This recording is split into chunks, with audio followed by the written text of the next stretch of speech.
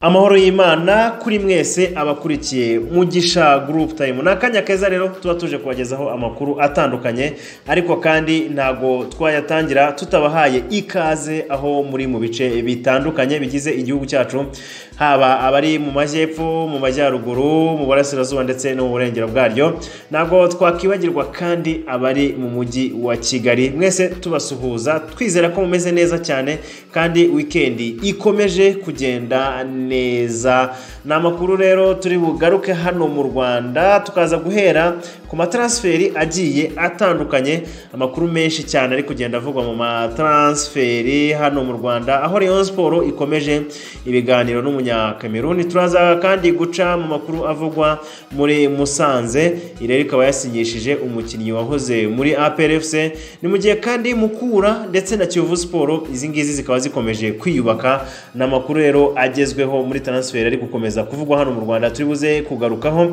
Turaza kandi guca muri Rayon Sport, by'umwihariko ikipe ya Rayon Sport ikaba ishaka gusinyisha abakinnyi batandukanye bari mu biganiro nayo. Aba rero hakaba harimo Bayisenge Emery, hakabamo Muhire Keve, harimo Bakame ndetse na Sefu. Aba rero Rayon Sport turibaza se ishobora kubasinyisha icyarimwe, reko igihari nuko bari mu biganiro ni ikipe. Turaza rero kuba tubigarukaho ndetse tunaganira ku mahirwe ahari kuri buri mwe ndetse nuko ibiganiro bimeze muri rusange. Ikipe ya Rayon Sport ibashije kubona aba bagabo bose, yaba ari ikipe ya Rayon Sport noneho itanga icyizere. Yitwa Ruvumbu Eritier, uyu yahoze muri Rayon Sport ndetse na benshi mu bakunzi ba Rayon Sport baramukunze mu gihe gito yahakinnye, akagaragaza ubuhanga ndetse n'ubushobozi byaba rero mu macenga akomeye cyane, mu mashoti ndetse n'amakufra. Yagiye ahesha amanota ikipe ya Rayon Sport nubwo yari mu bihe bibi, ariko forume ze zarangaga zikagaragara muri rusange. Ubu rero akaba yarageze muri Angola, akaba agiye gukinira ikipe yo muri Angola. Yagize rero ubutumwa agenera abakunzi ba Rayon Sport. Yitwa Karera Hassani. Nyuma rero yo kugera muri APR FC ndetse akanayikinira umukino we wa mbere, hari byinshi yagiye atangaza. Ni myugariro rero wasinyiye ikipe ya APR FC muri uyu mwaka, hari byinshi yagiye agenda atangaza, turaza kuba tubigarukaho. Turaza kandi guca ku butumwa Jaber. Uyu rero akaba yagize ubutumwa yageneye abafana ba APR FC ni mbere yuko rero batangira imikino nyafurika, aho bazaba bahagarariye u Rwanda, ni muri CAF Champions League. Turaza kandi tukiri mu ikipe ya APR FC, turaza kuba tuganira kuri Kagere Medi, twibaza se yaba yaraguye mu mutego wa Simba Sport Club. Ubu rero turaza ndetse no kuba tugaruka kubye ndetse na APR FC, aho bivuga yuko uyu mugabo ashobora gusinyira ikipe ya APR FC nk'intizanyo. Ni nyuma yuko rero yongereye amasezerano muri Simba, ariko ntibigende neza. Yari yongereye amasezerano rero y'umwaka umwe. Uyu rero hakaba hari amahirwe yuko ashobora gutizwa mu ikipe ya APR FC, nyuma yuko bigaragaye yuko umutoza Didier Gomez Doroza atamushaka muri rusange. Turaza kandi kugera ku mugabane w'Iburayi. Yitwa Cristiano Ronaldo. Uyu rero yahishuye ko yari amaze iminsi afite impungenge mbere yuko yerekeza muri Manchester United. N'umugabo rero wamaze guhabwa nimero 7, nimero yambarwaga na Edison Cavani. Rero ikaba yamaze guhabwa Cristiano Ronaldo. Turaza kubigarukaho muri rusange. Cristiano Ronaldo kandi yamaze kugera i Manchester. Yahishuye yuko rero hari byinshi agomba kugeza kuri iyi kipe, turaza kubigarukaho muri rusange. Turaza guca kuri Gareth Bale. Uyu rero akavuga ati njyewe mu gihe bagenzi banjye bazaba bakorewe irondaruhu ariko kandi bagafata icyemezo cyo gusohoka mu kibuga, ati nanjye nzasohokana nabo, ngende nifatanya nabo muri rusange. Aya makuru rero kimwe n'andi yose tutagarutseho muri izi ngingo z'ingenzi muri iyi ncamake, turaje tuyagarukeho mu kanya, tuyave imuzi n'imuzingo, tubagezeho ido nido nk'uko abaturanyi bacu b'abarundi babivuga. Tuyabagezeho ingingo ku yindi, akadomo ku kandi, ni mu kanya gato cyane katarambiranye. Reka duhere muri iyi kipe.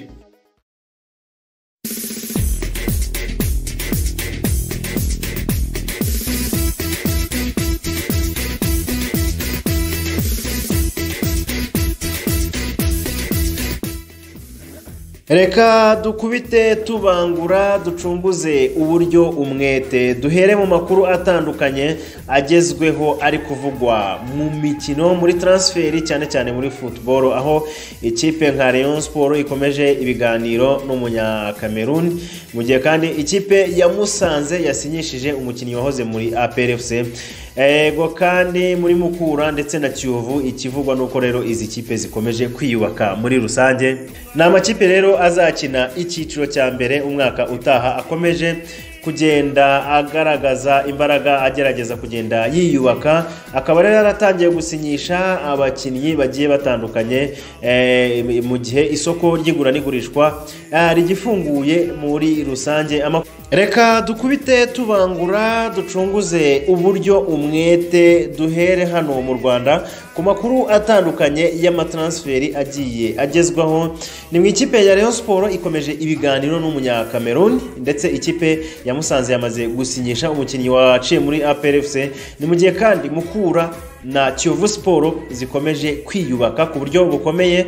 Ni ikipe rero zo mu cyiciro cya mbere, ikipe zakina icyiciro cya mbere umwaka wa 2021 zikaba zikomeje kugenda zongeramo amaraso mashya mu rwego rero rwo kugira ngo zigende zongera imbaraga mu ikipe zazo aho zaba zifite intege. Ni mu gihe rero isoko ry'igura n'igurishwa ku bakinnyi rikomeje hano mu Rwanda. Ikipe rero zikomeye nka APR FC, ikipe nka Police, ikipe nka AS Kigali nizo zabimburiye andi makipe mu kwiyubaka, dore ko ikipe ya APR FC ndetse na Police na AS Kigali zari zifite urugamba zigomba guhatana rwo guhagarara u Rwanda mu mikino nyafurika y'amakipe rero yagiye atwara ibikombe iwayo. Zikaba rero zo zimaze kwiyubaka ku kigero kigeze kuri 95% nk'uko zigenda zibitangaza. Muri rusange zikaba zisa n'izarangije kugura abakinnyi bashya, nubwo aho zabona bitari kugenda neza zitabura kongeramo abakinnyi, cyane cyane ko zibifitiye uburenganzira, cyane cyane ko isoko rigifunguye.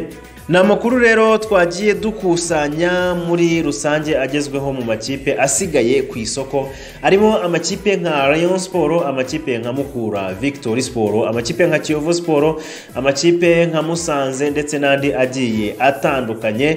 Reka duhere mu ikipe ya Rayon Sport. Biravuga yuko ibiganiro na rutahizamu witwa Maniakere, akaba ari umunya Cameroon, uyu rero akaba ari Dagmo, agomba kuba agirana ibiganiro na Rayon Sport.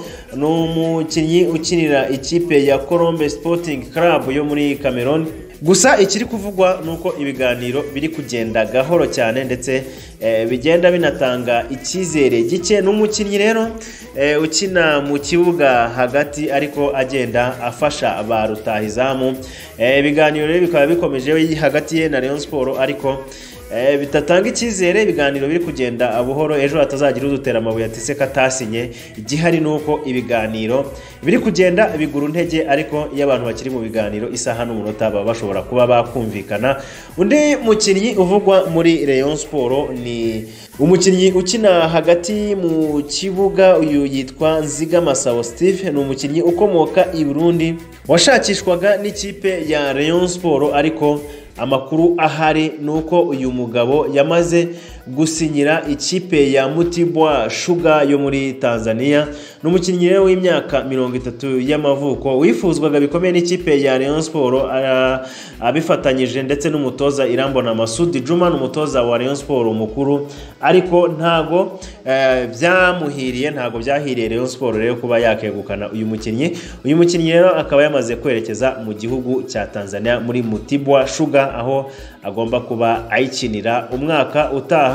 Ibya Rayon Sport nuko byifashe, turayigarukaho mu kanya mu yandi makuru agiye atandukanye ariko yivugwamo. Ariko kandi ikipe ya Mukura Victory Sport iyi rero ikaba yiteguye gusinyishwa umukinnyi witwa Ishimwe Sare ukina hagati mu kibuga, usigaranye amasezerano y'umwaka umwe muri Kiyovu Sport. Undi mukinnyi uri kugenda avugwa cyane ni umukinnyi ukina hagati mu kibuga ariko afasha ba rutahizamu agenda rwose abahereza imipira itandukanye bashaka ibitego. Yitwa Ishimwe Fiston akirira ikipe ya Marine FC. Ubu ngubu rero ari mu biganiro n'ikipe ya Kiyovu Sport, gusa na Mukura iri kubicungira hafi, iri kubirebera hafi yuko rero nayo yakifuza uyu mukinnyi, bakaba nawe baragiranye ibiganiro muri rusange areba neza aho yakerekeza. Tunyarukiye mu ikipe ya Musanze rero yatangiye ivuga yuko yasinyishije Nyirinkindi Sale. Ni umukinnyi rero usatira aciye ku mpande, ni umukinnyi wamenyekanye cyane mu ikipe ya APR FC, mu ikipe ya Marine ndetse na Kiyovu Sport, akaba rero ari naho yabarizwaga mu mwaka ushize w'imikino. Ikiri kuvugwa rero nuko ubu ngubu ikipe ya Musanze yamaze kumusinyisha muri rusange. Yitwa Hitimana Thierry, uyu rero ni umutoza mpuzamahanga w'umunyarwanda, yamaze gusinya amasezerano y'imyaka 2 muri Mtibwa Sugar, ni mu cyiciro cya mbere mu gihugu cya Tanzania. Umugabo rero akaba azerekeza muri Tanzania mu cyumweru gitaha, aho rero bavuga yuko ku itariki 5 Nzeri 2021 azahita atangira akazi muri rusange. Ni mu gihe biteganyijwe ko shampiyona y'icyiciro cya mbere cy'umwaka utaha w'imikino wa 2021-2022 izatangira ku itariki 16 Ukwakira 2021. Ikipe ya APR FC niyo ifite ibikombe 2 bya shampiyona biheruka, aho rero yabitwaye ndetse itanatsinzwe, murabyibuka cyane. Ikipe rero nayo ikaba igomba kugaruka yigaragaza inadefanda igikombe cyayo muri rusange. Ni ikipe rero bigaragara yuko igomba kugenda yiyubaka ku buryo bukomeye. Ni byinshi biri kugenda bivugwa mu matransfer, ariko twaba tugarutse kuri ibyo muri rusange, ahubwo tukaca mu ikipe ya Rayon Sport. Ni ikipe ya Rayon Sport rero ishaka kuba yasinyisha abakinnyi batandukanye barimo Bayisenge Emery, Muhire Keve, abakinnyi nka Bakame ndetse na Sefu. Aba rero tukaba twibaza niba Rayon Sport ishobora kubasinyisha icyarimwe. Tukabaza rero tugomba kubagezaho aho ibiganiro bigiye bigeza kuri aba bakinnyi bagiye batandukanye ikipe ya Rayon Sport iri kugenda iganira nabo. Ni ikipe ya Rayon Sport rero nyuma yo gusoza umwaka ushize iri ku mwanya mubi, umwanya wa 7, ni umwanya mubi itigeze igera mu bindi bihe. Sezo ya 2020 rero 2021 ikaba itarahiriye muri rusange, cyane cyane ko ari sezo yakinwe mu buryo budasanzwe. Kugeza ubu rero nta bimenyetso yari yagaragaza bihamya yuko umwaka utaha imikino izaza ikosora, ndetse hari byinshi izagenda ihindura ndetse inahatanira igikombe. Ni muri iyi mpeshyi rero ya 2021 ikipe ya Rayon Sport isanzwe ihagararira u Rwanda mu mikino igiye itandukanye, kubera yuko iba yitwaye neza igatwara ibikombe, igasohokana n'ikipe ya APR FC ndetse bakagenda banahanganira ibikombe bitandukanye. Ikabihanganira na APR FC na AS Kigali ndetse na Police, bikagenda bihangana cyane mu myanya 4 ya mbere. Bigaragara yuko izi kipe zindi zose ziyubatse, ariko kandi Rayon Sport ikaba itariyubaka, ariko kandi inatangaza ko hakiri kare ngo isinyisha abakinnyi. Gusa ubu ngubu hari amakuru agezweho, hari abakinnyi bagezweho bari kuvugwa mu ikipe ya Rayon Sport. Hashize igihe rero abakunzi ba Rayon Sport bari mu rujijo kubera ikipe yabo nta bakinnyi yari yasinyisha, bari ku rwego rwo hejuru rero rwo kuba bahatana n'ariya makipe twavuze ruguru ndetse bakanatanga umusaruro.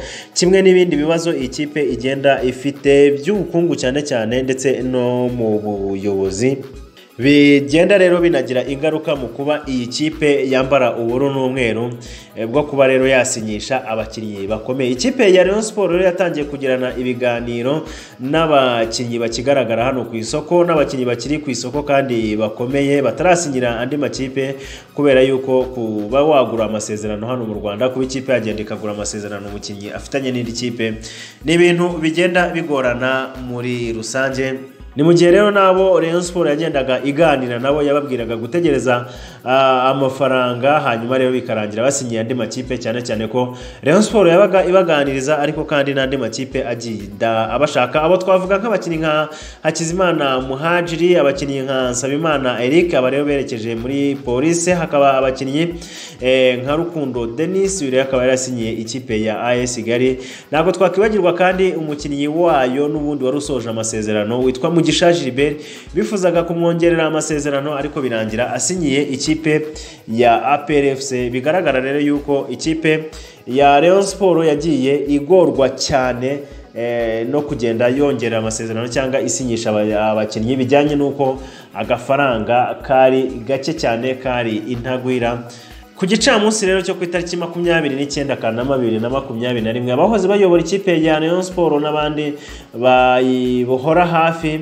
bateye intambwe ikomeye igana rero ku bwiyunge aho rero bamwe mu barebwa n'iyi ngingo barebanaga ayingwe mu minsi rero ishize bari bicaye hamwe baraganira bareba icyateza imbere ikipe ya Rayon Sport icyatuma Rayon Sport itanga umusaruro rero hitezwe ko bazakusanya amafaranga yo kugura abakinnyi bashya kandi bakomeye mu bakinnyi rero b'abanyarwanda beza basigaye ku isoko harimo umuzamu Ndayishimiye Eric Bakame harimo myugariro ukomeye cyane Bayisenge Emery w'ikipe y'igihugu kugeza ubu ngubu udafite ikipe n'abandi bakinnyi nk'umukinnyi wo hagati Niyonzima Olivier Sefu harimo n'abandi bakinnyi bagiye batandukanye ikipe ya Rayon Sport iri mu biganiro nabo gusa icyizere cy'uko yasinyisha aba bakinnyi kigenda gahoro gahoro kiyoyoka akayankoni y'umwana ishira dondi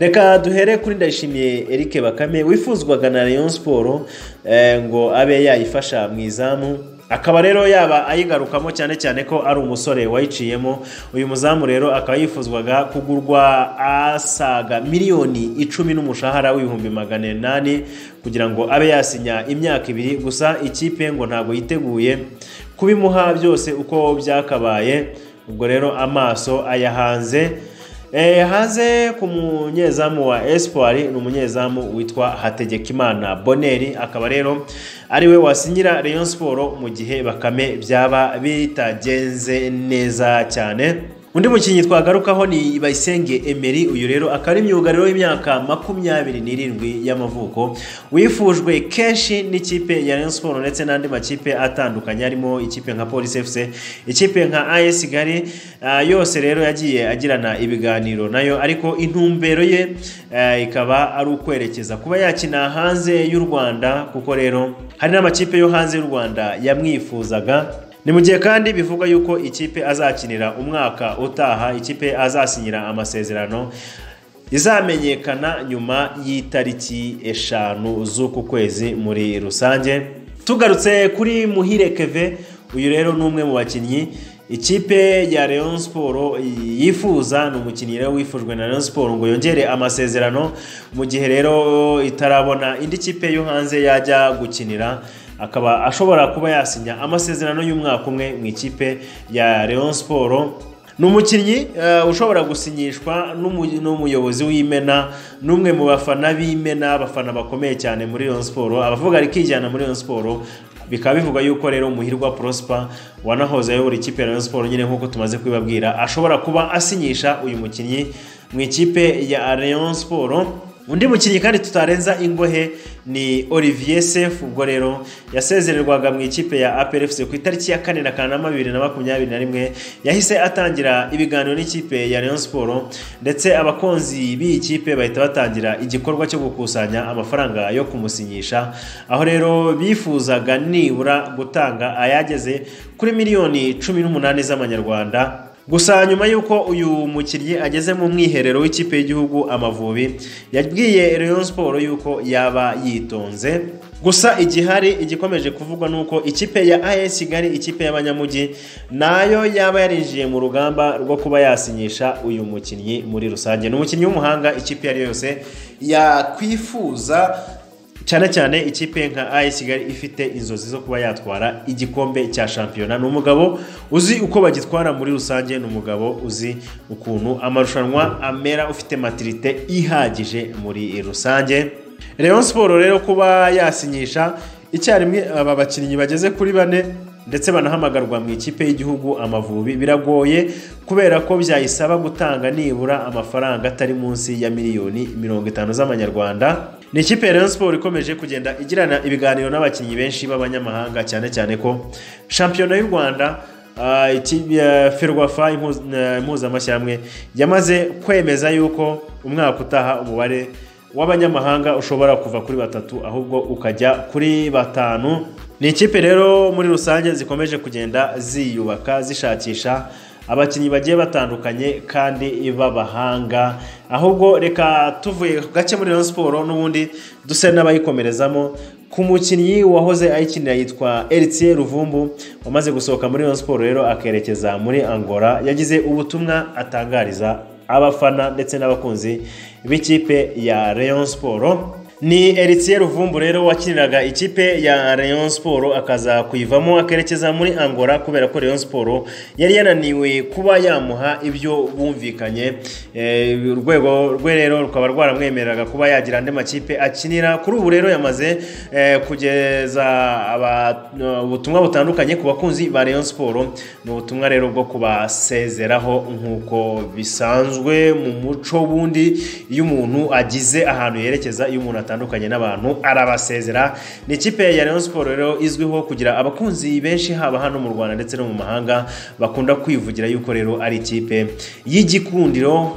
Ibi rero bikaba bituma rwose n'utayiza ahora yumva ihora imugaruka mu matwi kenshi, nubwo nyine muri iyi minsi bigaragara ko itari kumvikana cyane mu itangazamakuru, ibisa naho yicecekeye. Benshi rero bakanayihimbira bakaba bayibeshyera byinshi by'abakinnyi igenda ivugana nabo ndetse n'ibyabo yasinyishije. Iyo itari gutanga amakuru baranayishakira muri rusange. Ariko kandi ubuyobozi bwa Rayon Sport ntago buhema guhumuriza abayikunda, ndetse baganashimangira yuko ari ikipe izaba ihagaze bwuma ubwo umwaka uzaba utangira w'imikino. Ati rero nk'uko bisanzwe kuva na kera ikipe ya Rayon Sport ihagaze bwuma, ati n'ubu ntaho byagiye.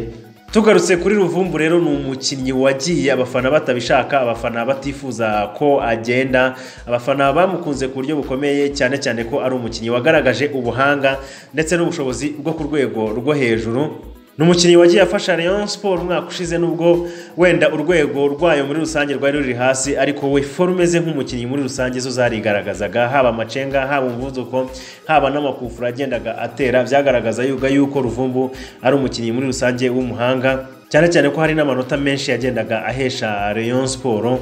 Ubwo rero uyu mukinnyi yaganiraga n'abayobozi ba Rayon Sport, basanze ibyo ari kubasaba badashobora kubibona, ndetse banahita banatangaza ko uyu mukinnyi badafite ubushobozi bwo kuba bamugumana, maze rero niko kugenda yerekeza mu yandi makipe. Bijyanye rero n'ibihe ikipe ya Rayon Sport irimo by'ubushobozi buke. Uyu musore rero hashize igihe gito asinyiye ikipe yo muri Angola amasezerano y'umwaka umwe. Ni muri Angola rero, none rero akaba yateruye akagira ijambo ageza ku bafana ba Rayon Sport. Mu butumwa rero yanyujije ku rukuta rwe rwa Instagram yavuze ati: njyewe Ruvumbu ndagira ngo nshimire abakunzi ba Rayon Sport, nshimire abagize Rayon Sport.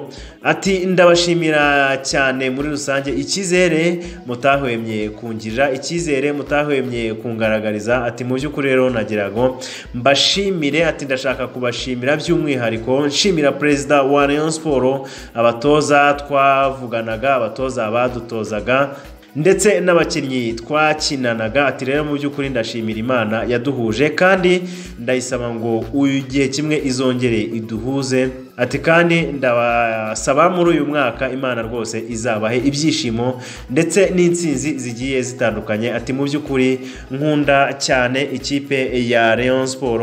Ni ubutumwa rero Eritier Ruvumbu yageneye abafana ba Rayon Sport anabasezera.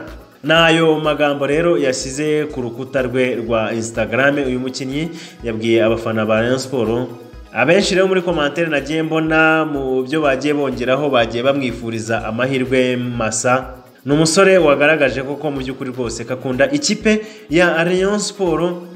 Ikindi kandi icyagaragaye nuko amafaranga yasabaga Rayon Sport yari make cyane ugeranyije nayo yaguzwe, kuko rero bamuhaye nibura ayikubye inshuro zirenga enye ugeranyije nayo ikipe ya Rayon Sport yamuhaga. Mu by'ukuri rero ubusanzwe nta nuwanga avantage nk'izi, ubundi ufite amano nk'ingi aba agomba kwibyaza umusaruro, rero agomba kujya n'ahari inyungu, cyane cyane yuko nubwo yari yashyize baro hasi, nubwo yari yashyize ibiciro hasi, nibyo yari yagerageje kugabanya rwose, ikipe ya Rayon Sport itabashije kuba yabigeraho.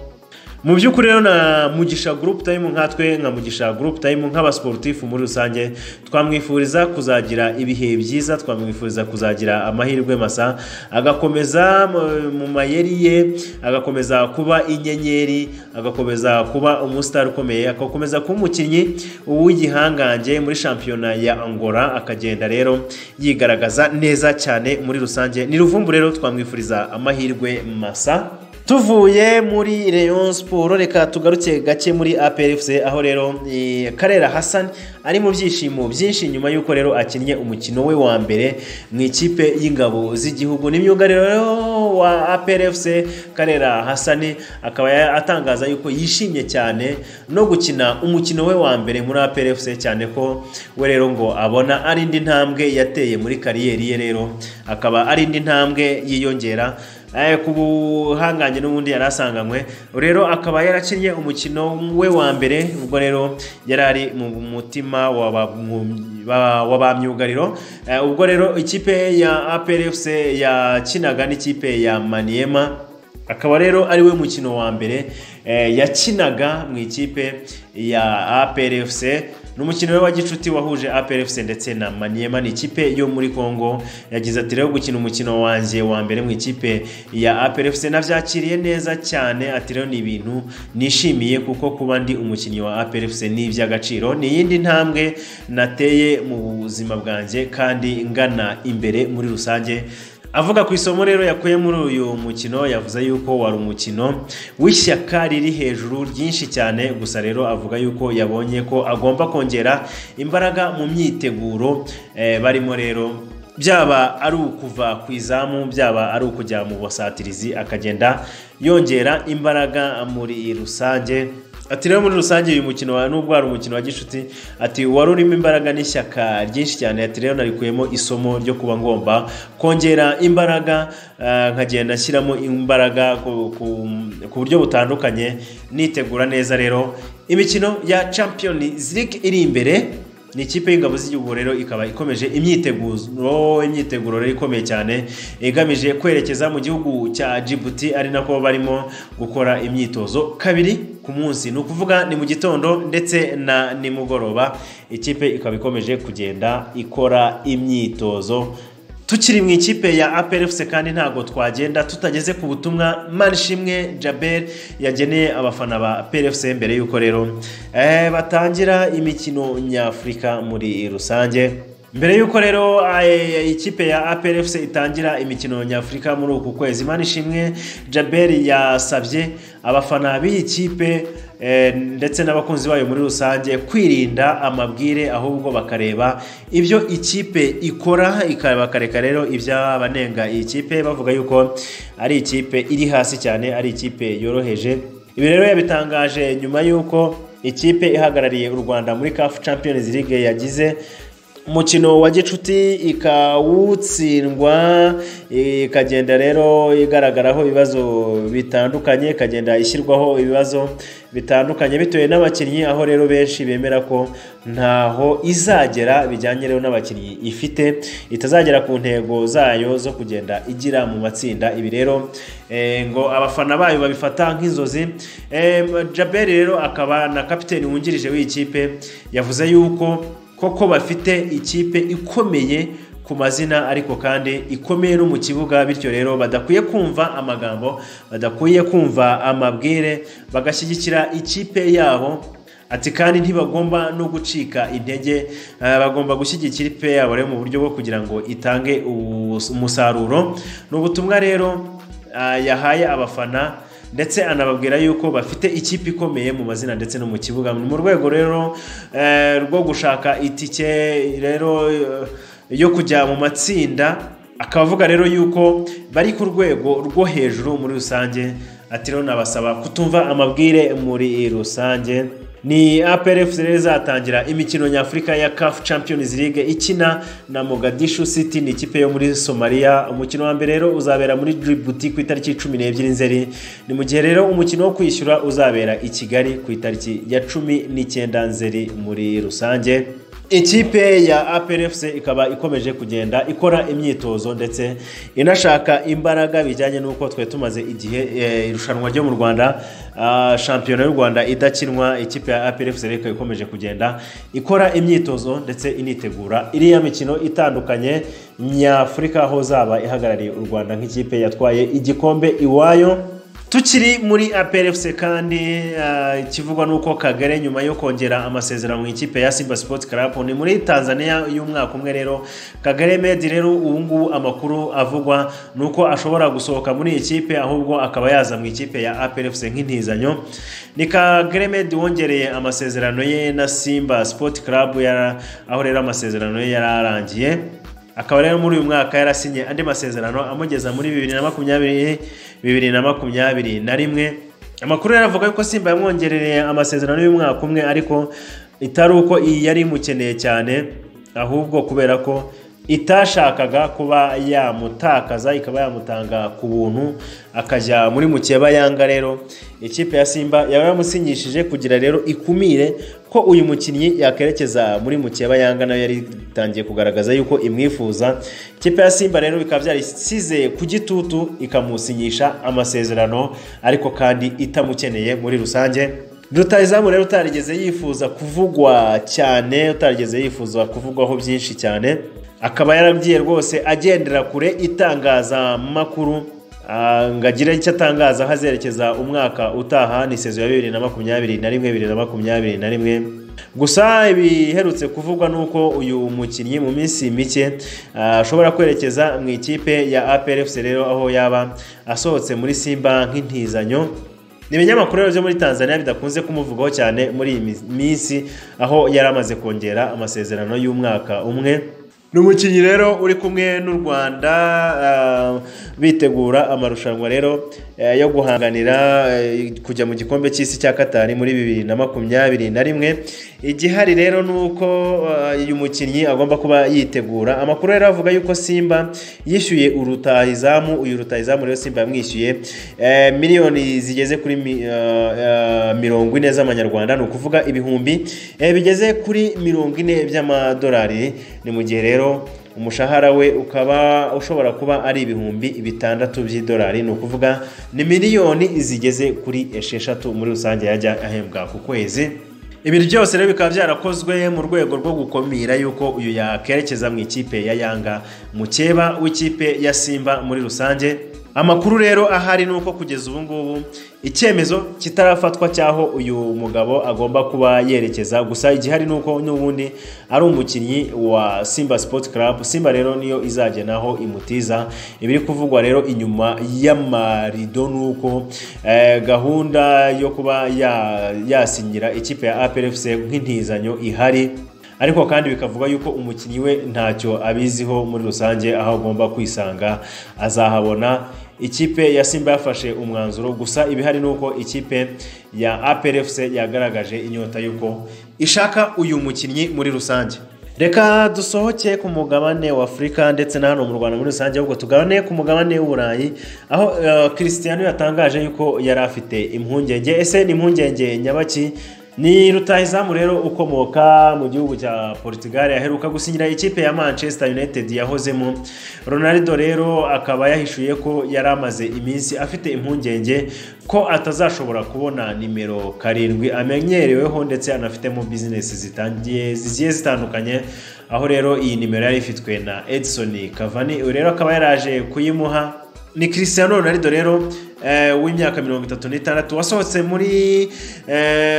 muri Manchester United muri 2009 agahita yerekeza mu ikipe ya Real Madrid aho rero ikipe yaje kumuha nimero 7. Ronaldo rero amaze imyaka isaga 18 yambara nimero 7 uretse kandi gusa akaba yarashyizeho n'ikirango cya CR7 kaba rero ari ikirango nanone agenda acuruza. Uyu mukinnyi rero yitezweho kuza gufasha ikipe ya Manchester United kugenda begukana ibikombe bitandukanye. Ni Cristiano rero wamaze kwerekeza i Manchester muri rusange n'imyenda ikaba yagiye ijya hanze rwose yambaye nimero 7 muri rusange. Umugabo rwose uherutse no guca agahigo ko kuba umukinnyi wa mbere utsinze ibitego byinshi mu ikipe y'igihugu Cristiano Ronaldo. Reka tuve kuri Cristiano ahubwo duce kuri Gareth Bale. Rero akaba yamaze gutangaza yuko igihe hazaba irondaruhu akabona bagenzi be bakorerwa irondaruhu ati rwose ngewe nibafata icyemezo cyo gusohoka mu kibuga ati rwose nzajyana nabo ati ibintu by'irondaruhu ntago mbishyigikiye muri rusange. Ni irondaruhu rero rikomeje kugenda rikwirakwira hariya mu bihugu byo ku mugande w'i Burayi aho rero nabonye FIFA yakaniye cyane no kubijyanye n'abafana bagiye bagirira irondaruhu abakinnyi b'Ubwongereza. Ibi rero navyo ngo bigomba gusobanuka. CAF bambe FIFA ikaba yamaze gutanga iryo tangazo ryuko ababikoze bose bagiye kubiryozwa ariko kandi FIFA inatangiza iperereza muri rusange. Kuba tutatangiranye rero nababwira yuko yari Ntamunoza Calixte ariko kandi mbifuriza amahoro n'amahirwe ndetse na weekend nziza muri rusange. Imana ibahire.